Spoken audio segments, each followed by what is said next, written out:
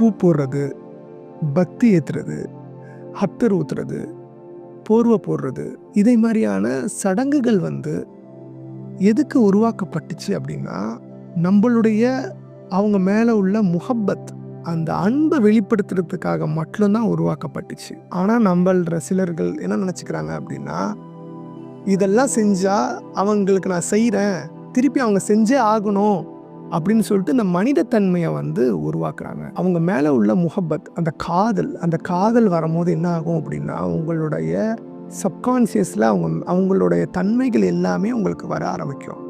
அதோட வெளிப்பாடு தான் இந்த ஹத்தர் ஊத்துறதா இருக்கட்டும், பூ போடுறதா இருக்கட்டும், அது எல்லாமே நம்ம காதலோட வெளிப்பாடு தான். இது செய்கிறதுனால அவங்களுக்கு எந்த பலனும் இல்லை. அவங்க எதுவுமே எதிர்பார்க்காத, அவங்க வாழ்நாளில் வாழ்ந்துக்கிட்டு இருக்கும் போதே இந்த மெட்டீரியல் உலகத்தில் உள்ள எல்லாத்தையும் குப்பையில் போட்டுட்டு இறைத்தன்மை தான் வேணும், இறைவன் தான் வேணும்னு இருந்தவங்களுக்கு நீங்கள் போடுற ஹத்தரும் உங்களோட காதல் வெளிப்பாடு தான் தவிர அவங்களுக்கு எந்த தேவையும் அதனால் பூர்த்தி ஆக போகிறதில்ல. அவங்களுக்கு எந்த தேவையும் அற்றவர்கள்.